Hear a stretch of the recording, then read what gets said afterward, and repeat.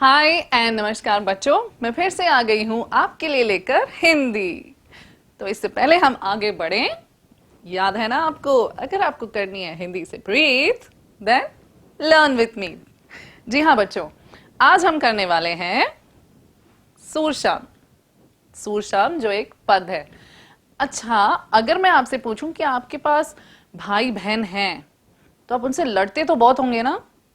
हाँ, बचपन हमें हमेशा भाई बहनों के साथ लड़ना, खेलना, मस्ती करना यही याद दिलाता है ना। जैसे कि अगर आप छोटे होंगे तो किसी खिलौने के लिए लड़े होंगे, या फिर कोई भी छोटी चीज, जब माँ आपको खाना निवाला खिला रही है आपको, तभी आप लड़े होंगे कि आपने भाई को खिलाया, बहन को खिलाया, पर मुझे नहीं खिलाया, है ना। ये छोटी छोटी मीठी मीठी बातें हमारा बचपन और खूबसूरत करती है। ऐसे ही एक बचपन के किस्से को सूरशाम में सुनाया गया है। ये कोई मामूली बचपन का किस्सा नहीं है बच्चों, ये है यशोदा माँ और कृष्ण के बारे में, जहां पर कृष्ण यानी कि हमारे कृष्ण भगवान जी, जी हाँ, उनके बारे में कि वो इतनी प्यारी और मासूमियत से, जब वो छोटे से बच्चे थे, कान्हा कहते थे हम उन्हें, जब वो बच्चे थे, है ना। हमारे बड़े बुजुर्ग हमेशा कहते हैं कि कृष्णा को कान्हा कान्हा कहा गया है। तो बचपन में यशोदा जी अपने बेटे कृष्णा को कान्हा, प्यार से कान्हा कह के बुलाती थी। हाँ, तो हम उन्हीं कान्हा के बारे में, जो आपने सुना तो होगा कहानियों में, किस्सों में, हमने ये सब टीवी के प्रोग्राम में देखा है कि कान्हा कितने मस्तीखोर थे, कितने नोटी थे, है ना। उनकी यही एक बचपन की छोटी सी मासूमियत के बारे में, जहां वो अपनी माँ यशोदा जी के पास जाके अपने भाई के बारे में कंप्लेन कर रहे हैं, उन्हें बता रहे हैं कि उनके भाई उन्हें कैसे छेड़ रहे हैं। जी हाँ बच्चों, ये बहुत ही प्यारी मीठी सी एक कविता जैसे है, इनको ये पद है, तो बिल्कुल मीठा मीठा सा, जहाँ पे वो इतने मासूमियत से जाके अपने माँ को शिकायत करते हैं, उसके बारे में ये है। तो हम आगे देखेंगे कि वो क्या शिकायत करते हैं, आखिर अपनी माँ को बलराम जी के बारे में, जो उनके भाई हैं, उनके बारे में क्या कहते हैं। चलिए आगे बढ़ते हैं पद की तरफ। इससे पहले कि हम पद पद के लाइंस में जाएं, जाके इस पद को अच्छी तरह से पढ़े, इससे पहले हम करेंगे कवि परिचय। तो हमारे सूरशाम के कवि परिचय हम करने वाले हैं। जैसे कि नाम कहता है सूरशाम, जी हाँ, ये सूरदास जी ने लिखी हुई है।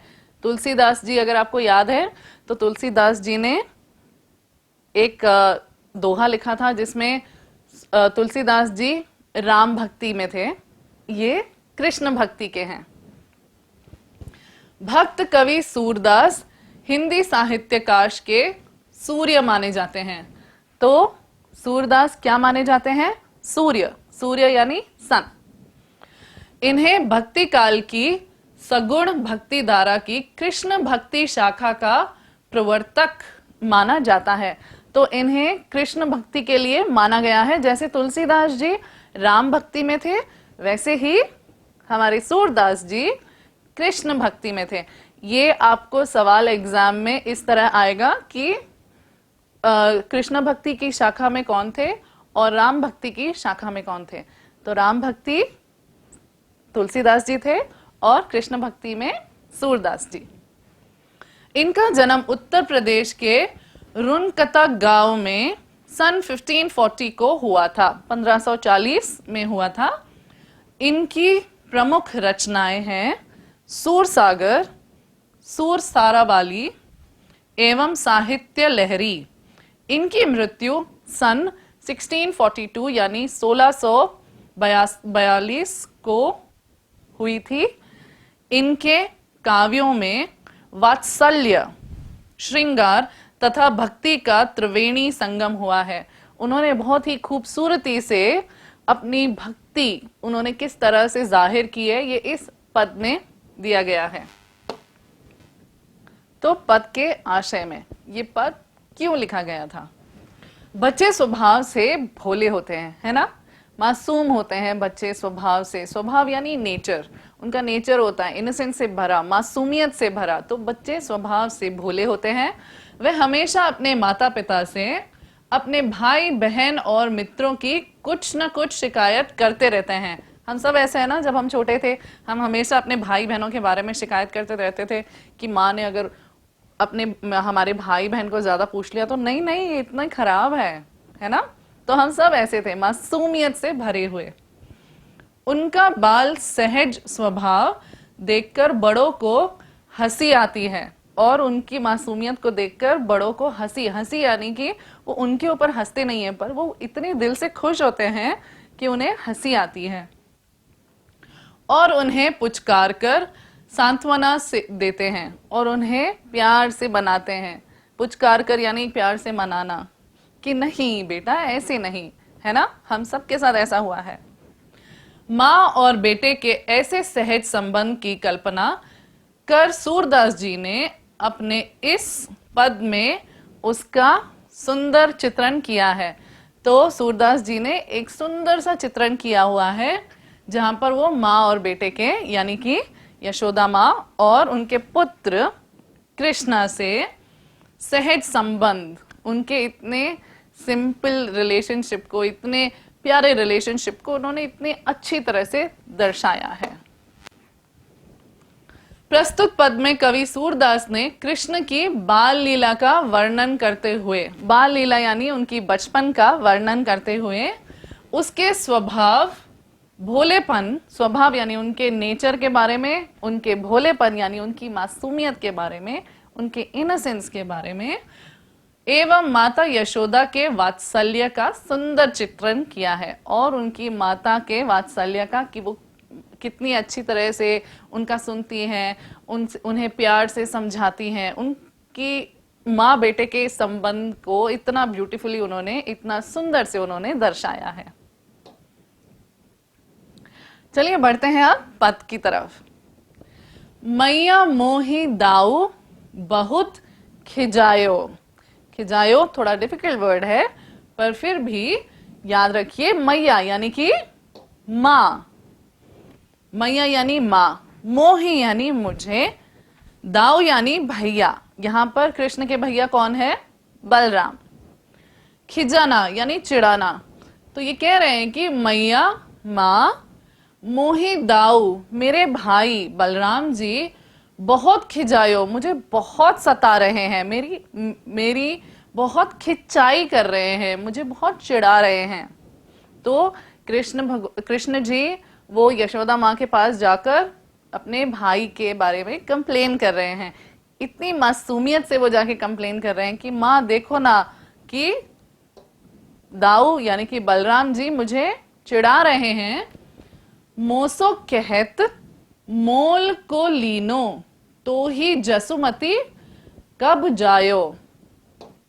तो वो कह रहे हैं मोसो यानी मुझसे, मोल यानी मूल्य, दाम तो ही यानी तुझे, जसुमती यानी यशोमती मैया को जसुमती कहा गया है यहाँ पे, यशोदा, जायो यानी जन्म दिया। तो वो कह रहे हैं, तो अब तक उन्होंने पहले लाइन में ये कहा है कि माँ देखो ना भैया मुझे चिढ़ा रहे हैं। क्या कहकर चिढ़ा रहे हैं? मोसो कहत यानी मुझे कह रहे हैं, मोल को लीनो कि तुम्हें तो दाम लेके खरीदा गया है, तो ही जसुमती कब जायो, तुम्हें यशोदा माँ ने कब जन्म दिया। तो यहाँ पे बलराम जी कृष्ण को छेड़ कर कह रहे हैं कि यशोमती मैया ने तुम्हें दाम देकर खरीदा हुआ है, तुम्हें जन्म नहीं दिया है।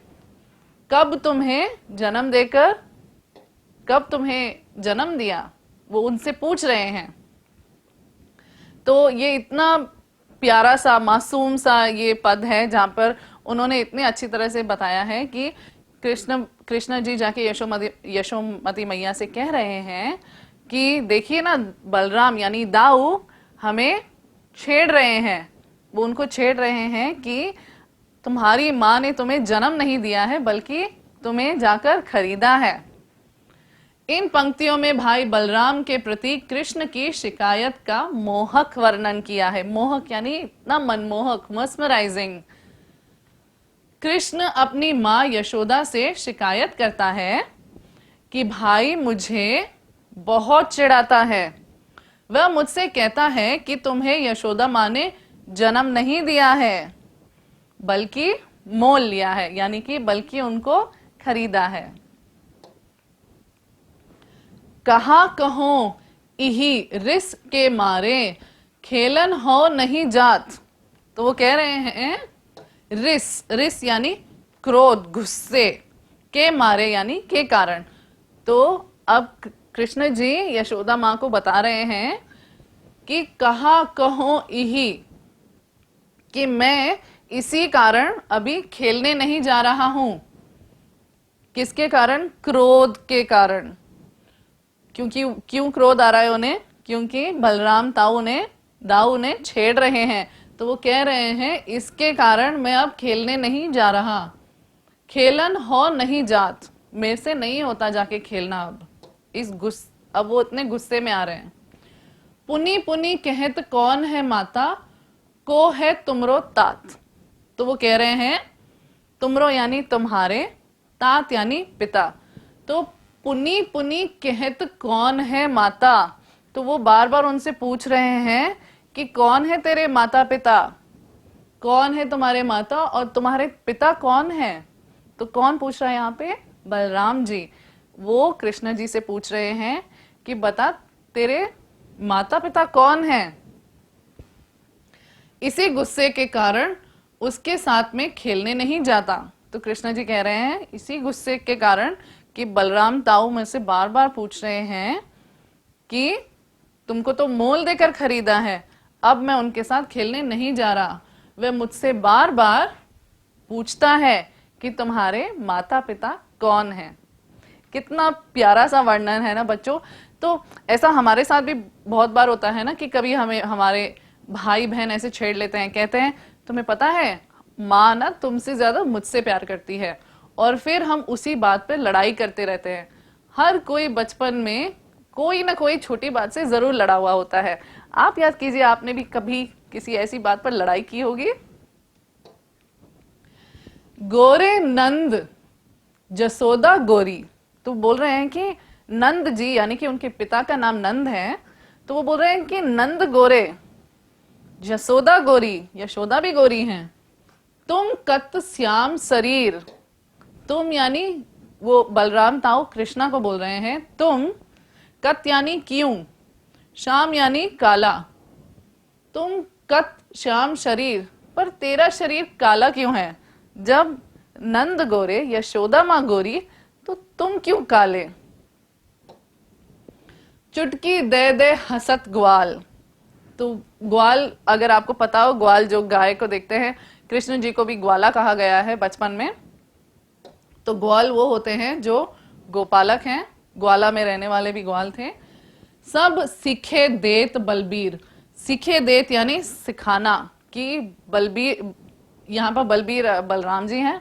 तो कृष्णा जी कह रहे हैं ये सब बलराम दाऊ ना सबको सिखा रहे हैं, मेरे दोस्तों को भी, और सारे ग्वाल जो है वो मेरे ऊपर हंस रहे हैं। चुटकी दे दे हंसत, तो कभी हम ताली मार के हंसते हैं ना कि हा हा हा ऐसा हुआ, तो वैसे यही बोल रहे हैं कि वो चुटकी दे देकर हंस रहे हैं, मतलब उनके ऊपर बहुत हंस रहे हैं। वो बलराम ताऊ उनकी इतनी खिंचाई कर रहे हैं कि चुटकी दे दे हंसत ग्वाल, सब सिखे देत बलबेर, सब भैया सिखा के दे रहे हैं, यानी कि सब बलराम जी उन्हें सिखा के दे रहे हैं।